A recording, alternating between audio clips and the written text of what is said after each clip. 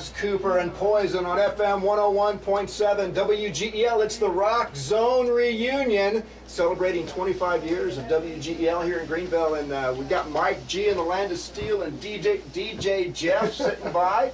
And, you know, I remember we had Alice Cooper doing that little liner there. And I remember sitting on his tour bus when Kevin Fisher and I went down and got those station IDs.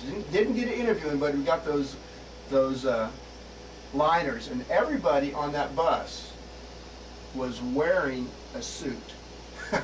That's bizarre because we were talking about Cooper now, and what he does now is he plays golf every day. And I saw him in the 70s a couple of times, and they put the big screen up, you know, and they'd run the guillotine and the snakes, and he'd jump out on the stage through the screen. And Jeff's like, well, he'd break a hip now, man. I'd break a hip doing that. So we might break a hip tonight. You never know. It was kind of cool though, because I was talking to Dave Mustaine of Megadeth backstage, and some guy came up behind me and he put his hand on my shoulder and said, "Alice Cooper will see you now." You know, and it wasn't 30 minutes before that. We just saw that head get chopped off in his show, and I still don't know how he did that. But you know, he was a super cool guy, and it was a lot of fun.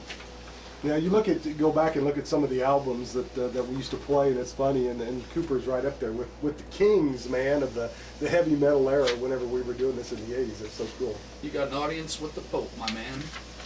Is that what you it got is? an audience with the Pope. Alice Cooper will see you now. Oh, that was awesome. But the tour bus, you know, and they were knocking people out of the way to get us on the tour bus, and the bus is surrounded. It was a lot of fun. One of those things that I remember greatly. And you know, what were some of the highlights of your time? You know, I think one of them for me was the number of phone calls that we got from Centralia and Vandalia and the prisons. What's that? The prisons. The prisons. Who remembers the Joker? The Joker? I don't remember. Was he one of your fans? The Joker, you know, he was one of our incarcerated listeners. He would call in all the time, and it was back in the old days when, you know, the operator would say, "Would you accept a collect call?" And that was the guy. Yeah, that was the guy, and he would yell over the operator what he wanted to hear. Well, on my last night, and I don't know if Ellie knows this, but on the last night I was on the air, I accepted his call and got to talk to him for a little bit. But no, the Joker would always call up and request something. You know, I just remember it was so bizarre because we got people calling from all over the place, and I would get guys, actually, there was no way in the world they could hear us.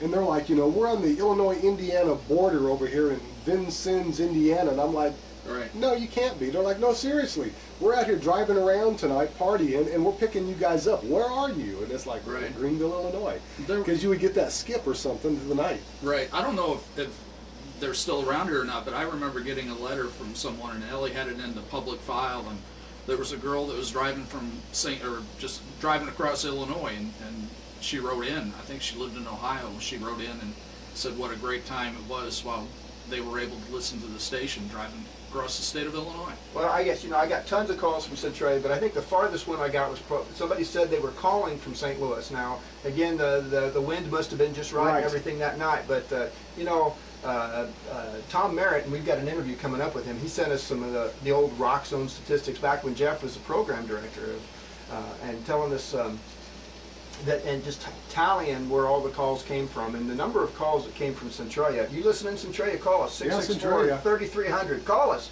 Nothing's changed. 664-3300. That's right. The number's the same. Yeah, the request line is open. Yeah, we got some stuff. It's all digital now. I don't. Randy might be able to figure it out. Yeah, it's all on the computer, and you got to hunt and peck, but we can get it. So it's a good thing Vicky's still here. Yeah, a lot of fun. Now, you know, so what's Mike? You're still here at the radio station, and I'm a banker. Jeff, what are you doing?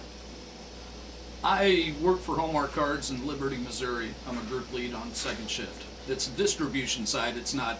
I don't draw or anything like that or write fancy poems. You're not the guy from what was that? Happy Gilmore? No, what was that movie? Yeah, that was it, wasn't it? No, not Happy Gilmore. It was Mr. Deeds. Mr. Deeds, yeah. Mr. Deeds. Well, he wrote his cards every day. Cards, that's and then he'd read them at the pizza parlor. It's amazing. Hallmark just went through their 100th anniversary, and there was a little. Dave Hall came in. He's Don Hall's son, and he came in and they put up a little display of how many times Hallmark has been mentioned in TV shows and stuff like that. And what was the movie? Mr. Deeds.